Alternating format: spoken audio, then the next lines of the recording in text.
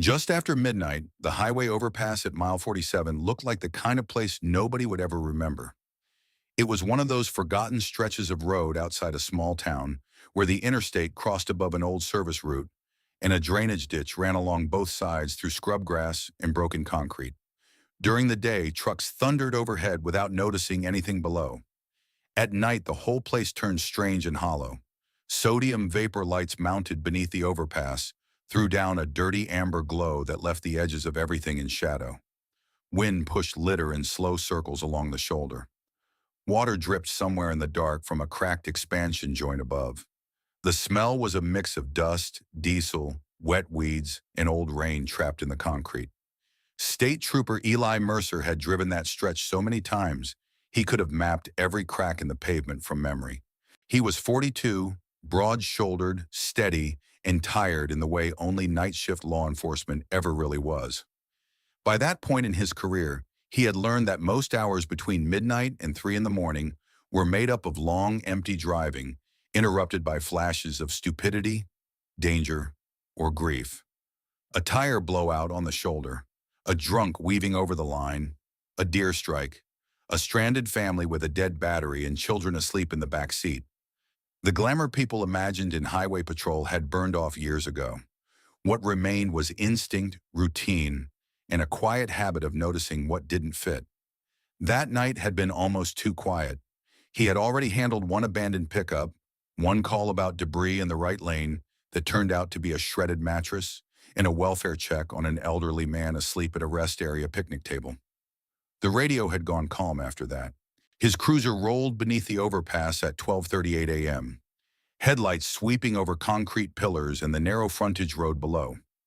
That was when he saw the Bobcat. It stood under the overpass lights as if it had been waiting there, not crossing the road, not darting for cover, not slipping away into the weeds the second the cruiser approached. It was just there, in the washed-out amber light, body low but still, tufted ears sharp against the darkness, pale eyes reflecting for one instant like coins. Its coat looked silver-brown beneath the sodium lamps, spotted and tense. Young, Eli thought immediately. Not a large adult, but not tiny either. Lean, wild, out of place and yet somehow anchored to that exact patch of ground. He slowed automatically. Most bobcats bolted from highway noise before a vehicle ever got close. This one didn't. It turned its head toward the cruiser, then toward the ditch line, beside the concrete embankment, then back to the cruiser. Eli's hands tightened on the wheel. He didn't believe in mystical moments. He believed in signs of distress, broken patterns, and the ugly math of what often happened when wildlife and roads intersected. An animal lingering under highway lights usually meant injury, disorientation, or something worse nearby. He pulled over 50 yards ahead on the frontage shoulder and angled the cruiser for scene light. Red and blue strobes stayed off. He didn't want to spook the animal into traffic. He cut the high beams, left the takedowns on low flood, and stepped out into the cold. The night air carried a damp bite. Somewhere overhead, a semi roared across the bridge with a rolling vibration that made grit jump from the concrete. Eli rested one hand near his belt. Not out of fear exactly, but habit. The bobcat was still there, watching him. Then in one quick motion, it trotted down the incline toward the drainage ditch, stopped halfway, and looked back. Eli frowned. "All right," he muttered under his breath. "What's wrong with you?" He swept his flashlight over the shoulder first. No fresh roadkill in the lane, no broken guardrail, no blood on the asphalt, nothing obvious. When he raised the beam again, the bobcat had moved lower along the embankment near a patch of muddy runoff where rainwater from the highway drains collected after storms. It paced 2 steps, stopped, looked down, then back at him again. That was enough. Eli radioed his location and advised dispatch he was out checking possible wildlife activity near the overpass. The dispatcher, a woman named Carla who had worked nights almost as long as he had, gave him the usual dry acknowledgement. "Copy that. Try not to adopt anything, Mercer." He almost smiled. "No promises." He moved carefully toward the ditch. The slope was slick in places, choked with waist-high grass, trash snagged on rebar, and the kind of broken bottle glitter that collected wherever people assumed no one would look. The bobcat shifted farther away but didn't disappear. Its body language wasn't aggressive. If anything, it seemed stretched between terror and determination. It wanted distance from him, but not enough to leave the area. His light swept over the mud. That was when he saw the drag marks. Fresh. Two parallel furrows cut through the wet dirt from the edge of the service road shoulder down toward the culvert mouth beneath the overpass. Between them were scuffs, smears, and deep clawed scrapes, as if something had been pulled or had dragged itself toward cover in a hurry. The mud was still glossy where it had been disturbed. Broken grass lay bent in one direction. There were paw prints, too. Small feline tracks. More than one set. One larger, several tiny. Eli straightened slowly. Fresh drag marks near a highway were never a good sign. He moved closer, crouched, and shined the light along the track line. The furrows led straight to a dark concrete storm channel, big enough for runoff and, under the wrong circumstances, something alive to crawl into and get trapped. The opening was half hidden behind weeds and old plastic sheeting. Water trickled along one side. The smell changed there. Mud, wet concrete, and something animal beneath it. Above him, the bobcat gave a rough little cry. Eli lifted the beam. The animal was now perched on a low slab of broken concrete, tense as wire, staring not at him but at the culvert opening. He felt the shape of the problem before he saw it. He killed the flashlight for 1 second to let his eyes adjust to the ambient overpass glow, then aimed low into the culvert again. At first there was only darkness, then faintly, movement. Not deep inside. Near the side wall, just beyond where the channel narrowed. A small body, maybe two. He stepped closer and listened. A tiny rasping sound drifted out from the culvert. Breathing. Then a thin, broken mule. Eli's pulse kicked hard. "Kittens," he said aloud, though no one was there to hear it but the bobcat and the dark. The bobcat cried again, sharper this time, and took one anxious step downhill before stopping. It clearly wanted to rush the opening and clearly didn't trust the human standing over it. Eli backed up 2 paces at once and keyed his radio. His voice changed in the way it always did when uncertainty became a real scene. "Dispatch, I need animal control and county rescue at mile 47 frontage under the East Overpass. I've got what appears to be trapped wildlife in a drainage culvert. Possibly multiple juveniles. Fresh drag marks present. Send whoever's closest." Carla answered immediately, hearing the shift in him. "Received. Animal Services notified. County fire en route." Eli kept his light low and moved with exaggerated calm. The worst thing now would be to spook the bobcat into bolting into the service road or send the kittens farther into panic inside the culvert. He took in the scene piece by piece. The drag marks told a rough story. Something, or someone, had come off the shoulder, perhaps after being clipped by a vehicle or dragged from the verge after a near miss. The tracks weren't human. There were no boot prints, no tire impressions beyond the usual roadside pattern, just feline movement and desperation.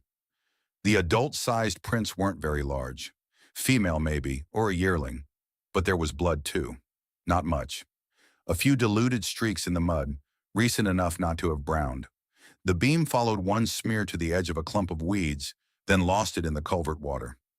The bobcat remained beneath the overpass lights as if it had selected the one place a passing patrol car would have no choice but to notice. That detail stayed with him.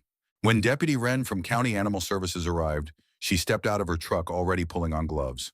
Mara Wren was in her late 30s, spare and quick-eyed, with the contained, efficient movements of someone who had spent years dealing with frightened creatures and panicked people in equal measure. Eli pointed with the flashlight, keeping his voice low. "Bobcat's been here since I rolled up. Wouldn't leave. Drag marks start at the shoulder. Culvert there. I heard at least one kitten." Mara saw the bobcat and immediately understood this was not a routine relocation call. "That one's young," she murmured. "Too young to be a big adult female, I think." She narrowed her eyes. "Maybe older sibling. Maybe small mother. Hard to tell at this distance." The bobcat stared at her, then back toward the culvert. "Yeah," Mara said softly, as if answering a question. "We're looking." County Fire arrived with a utility truck, scene lights, ropes, and one firefighter slim enough to enter the culvert if necessary. Eli kept the frontage road blocked with his cruiser while the team assessed the concrete channel. It ran narrower than it looked from the outside, angling down and under the embankment before widening into a maintenance throat farther in. Water flow was light tonight, but the floor was slick and cluttered with debris washed down from the highway drains. If the kittens were pinned, scared, or hiding behind a bend, reaching them would be awkward. Mara crouched near the opening and listened. Another tiny cry echoed out, then silence. She exhaled slowly. They're in there. Can the bobcat be the mother? Eli asked. Mara watched the animal's frame, the slightness of its shoulders, the nervous energy in its stance. Maybe, but I'm leaning older, juvenile female. Last year's kitten. We see that sometimes. Older daughters linger near the territory, help with younger litter, watch, guard, babysit. Whatever she is, she's attached to what's in that pipe. The fire captain knelt beside them. We can send Chris in with a kennel net and padded bag.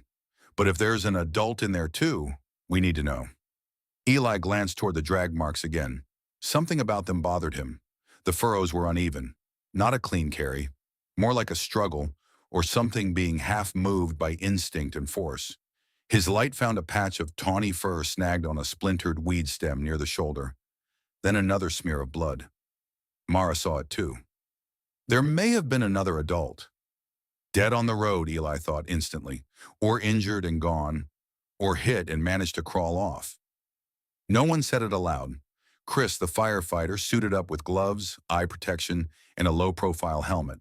He clipped a line to his harness more for extraction safety than true rope work and slid carefully into the culvert on hands and knees. His flashlight beam bounced off wet concrete and disappeared around the bend. The whole underpass seemed to grow still around the sound of his gear scraping forward. The bobcat above froze, every muscle in its body locked toward the culvert opening. Visual? Chris called from inside after a moment. His voice echoed strangely. 3 kittens, huddled against the right wall, one moving strong, 2 sluggish. Mara shut her eyes briefly, just once. Relief and urgency at the same time. Any adult? Negative, just the kittens. The bobcat let out a low, aching sound at the human voice coming from underground. Eli watched it take 2 steps downhill, then stop, trembling with the effort of not fleeing. Chris worked slowly. The first kitten came free with a weak spit and a furious wriggle that sounded absurdly fierce for something so small. When he backed out of the culvert, mud streaked to his elbows, he handed the bundle directly to Mara. It was tiny.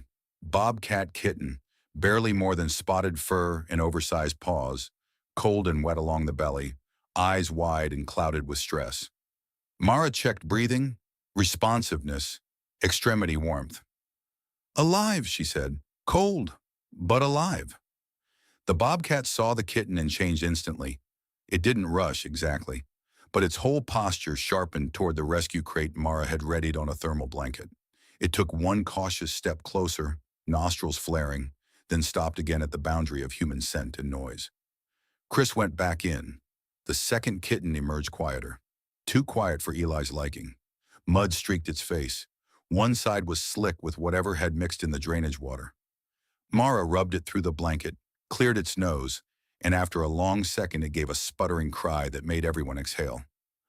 One more, Chris called from the culvert. The third took longest. It had wedged itself deeper behind a broken lip in the concrete, either from fear or because the others had crowded it during the night. While Chris worked, Eli swept the shoulder above one more time and found what he had half expected and still hated to see. A tuft of fur, a fan of blood, and the shallow arc of disturbed gravel near the edge line, where a body had likely been struck and dragged itself or been pulled toward the ditch. Mara saw his face when he returned. You found sign, he nodded once. Looks like something got hit up there. Her mouth tightened. Mother, maybe. Or another sibling, or nothing they could prove. But both of them knew what probably happened. A female with kittens near the overpass. A crossing gone wrong. A surviving juvenile or older sibling left with the babies when the road took the adult. The bobcat waited under the overpass lights because that was where visibility was greatest, where an impossible place might force a human to stop. The thought lodged in Eli more deeply than he liked. Chris backed out at last with the third kitten. This one was the weakest, limp with exhaustion, tiny ribs fluttering. Mara set it immediately into the warm crate with the others and covered them lightly to preserve heat while keeping visual access. Then she looked at the bobcat. "All right," she said softly. "Let's see what you do." Eli and the fire crew stepped back. The young bobcat approached in stuttering, uncertain movements. Wild fear still fought every step. It had every reason to distrust the ring of humans, headlights, radios, boots, and strange hands. But the kittens were in the crate. Their scent was there. Their thin cries were there. It came closer, closer, then reached the open side of the crate and touched each kitten with its nose in quick, frantic checks, one after another, as if counting. The sight hit Eli harder than he expected. He had seen wrecks, fatalities, abandoned dogs, families on the worst nights of their lives. He had learned to stay functional inside pain. But this small, wild animal, mud-smeared and shaking, refusing to leave a dangerous stretch of highway because 3 tiny lives were trapped in a culvert, struck some part of him that routine could not harden. "She was waiting," he said quietly. Mara kept her eyes on the bobcat. "She was signaling," she said, "or trying to. Desperation makes animals do remarkable things." It was impossible to transport the kittens safely and simply let the juvenile bobcat vanish. She was injured, light abrasions along one foreleg, a torn pad, exhaustion, possible dehydration, and deeply bonded to the kittens. Separating them now could send the little ones crashing further. The challenge was containment without escalating panic. Mara set up a larger kennel adjoining the warm kitten crate and had everyone withdraw again. The bobcat paced, returned to the kittens, backed away, then circled the edge of the scene with eyes wide and frantic. Overhead, trucks continued crossing the overpass, oblivious, rumbling like distant weather. Then the weakest kitten cried. The bobcat went into the kennel immediately. The door slid shut behind it with a soft metallic click. No one spoke for a second. Then the fire captain exhaled. "Well, I'll be damned." At the Regional Wildlife Rehabilitation Center, an hour away, the case became all anyone talked about for the next 2 days. The kittens were younger than first estimated, just old enough to toddle after a mother, but far too young to survive cold drainage water and prolonged stress without consequences. They needed fluids, warmth, monitoring for aspiration, and constant low-contact care to avoid human imprinting. The juvenile female, whose staff nicknamed Beacon because of where she had chosen to wait, needed wound cleaning, rest, and observation. She was indeed too young to be the kitten's mother. Likely an older sister from the previous year's litter, the attending veterinarian concluded, based on size, dentition, and reproductive status. But bonded? Absolutely. Beacon settled only when she could hear them. When staff first tried placing her in a separate quiet enclosure after treatment, she paced until she bloodied her own healing paw and vocalized in a way one technician later described as unbearable. Once the kitten's den box was moved into adjacent visual and scent range, she pressed herself along the mesh and quieted. She was helping raise them, the veterinarian said. Or guarding them after the adult died, Mara replied. Eli came by the next afternoon after shift, still in uniform pants and boots, coffee gone cold in his hand. He told himself he was there to complete the report properly, to confirm outcomes, to hand over photos of the drag marks and roadway sign. But when Mara led him to the observation window, he stood there longer than the paperwork required. Inside the recovery enclosure, 3 spotted kittens huddled in a warm den nest, blinking in low light. And nearby, curled with one bandaged forepaw tucked under her, lay Beacon, thin, exhausted, but finally still. One kitten stumbled toward the divider, and she immediately reached out to groom it through the mesh. "She remembers the overpass?" Eli asked before he could stop himself. Mara gave him a sideways look that was not unkind. "I don't know what she remembers. I know she knew where they were, and she knew she couldn't get them out alone." The story spread anyway.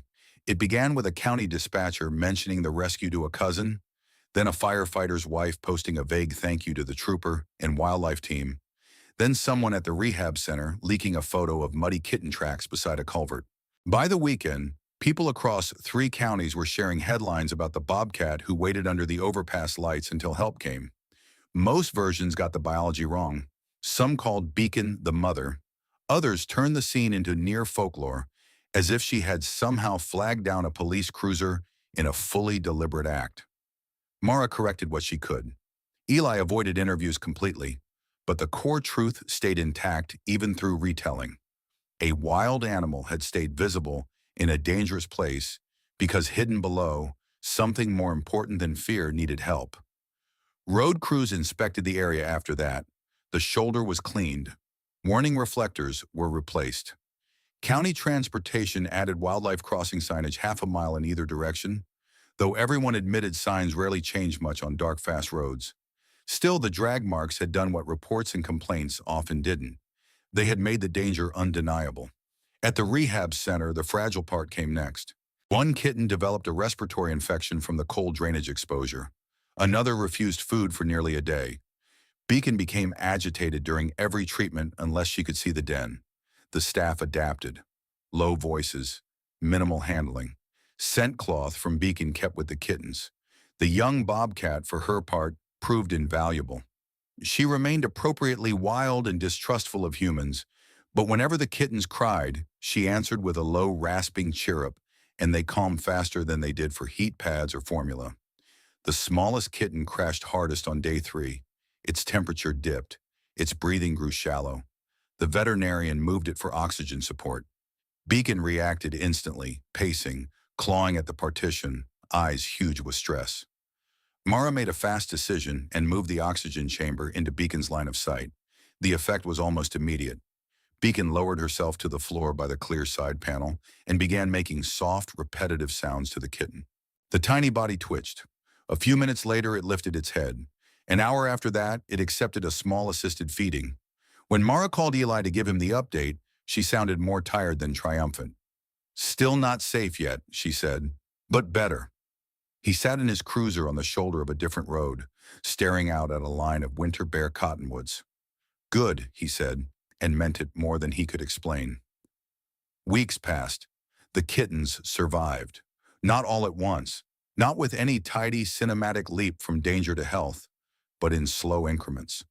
Warmer ears, stronger cries, better weight. First unsteady pounces.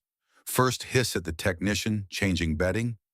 First time all 3 climbed over one another like tiny spotted tyrants instead of lying in an exhausted heap. Beacon's role shifted as they strengthened.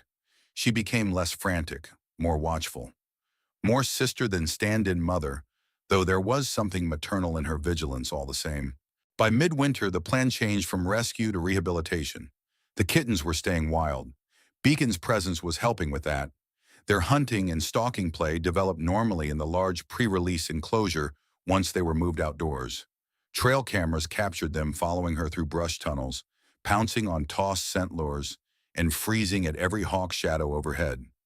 Exactly what the staff wanted. When the regional paper ran a long feature on the case, they titled it "The Overpass Bobcat." Eli hated the headline. Mara said at least it was better than some of the alternatives. The article quoted no one directly except the veterinarian, who said only, "Animals don't tell stories. They show need through behavior." In this case, someone noticed. By early spring, release became possible. The selected site lay in protected scrub and pine country, well away from major roads, with rock cover, prey abundance, and low human traffic. The team planned a soft release for all 4 together. Keeping Beacon with the kittens gave them the best chance of stabilizing as a wild sibling group rather than dispersing too fast and too vulnerable. Mara invited Eli. He almost said no, then didn't. The morning of release was pale and cold, the sky the color of brushed steel before sunrise. Frost clung in the grass around the release gate. The transport crates sat in the back of the rehab truck, quiet except for the occasional rustle from inside. No press, no public audience. Just Mara, the veterinarian, one technician, and a trooper who had happened to slow down beneath the wrong overpass at the right moment. They opened Beacon's crate first. She stepped out low and fast, then stopped in the brush line and turned. Waiting. The first kitten tumbled after her, all legs and uncertainty. Then the second, stronger, more curious, taking 3 bold steps before freezing at the immensity of open land. The smallest came last, but came on its own. Beacon did not leave without them. She moved a few yards ahead, paused, looked back once more, and only when all 3 followed did she slip fully into the brush and vanish into the country they belonged to. Eli stood with his hands in his jacket pockets long after the others started packing the empty crates. He thought of the overpass lights, the mud, the drag marks, the way she had held her ground in a place every instinct should have told her to flee, not because she trusted humans, because she had run out of every other option. Mara came to stand beside him. "You know what would have happened if you'd written that off as a normal wildlife crossing?" He nodded. "Yeah, she picked the one place she could be seen," Mara said. He let that sit between them for a moment. Then he said, "Or maybe she just refused to leave." Mara looked toward the brush where the 4 shapes had disappeared. Sometimes that's the same thing. Months later, Eli still slowed slightly beneath that overpass. Not enough to annoy traffic. Just enough to look. The county had cleaned the ditch. The shoulder gravel had been redone. New reflectors flashed under headlights. To anyone else, it was just another stretch of highway under another anonymous bridge. But Eli always saw the ghost of that amber-lit night there. The young bobcat under the sodium lamps, the fresh drag marks in the mud, the hidden breathing in the culvert, and the knowledge that even on the emptiest shift, the difference between passing by and stopping could be 3 small lives. He never told the story dramatically when people asked. He simply said he saw something that didn't fit, and then he looked closer. But privately, when he thought of it at all, he remembered one detail more than any other. Not the kittens, not the culvert, not even the drag marks. He remembered the bobcat standing under the overpass lights where any human might notice her, wild and terrified and still refusing to disappear, until someone finally understood what the night had been trying to show them.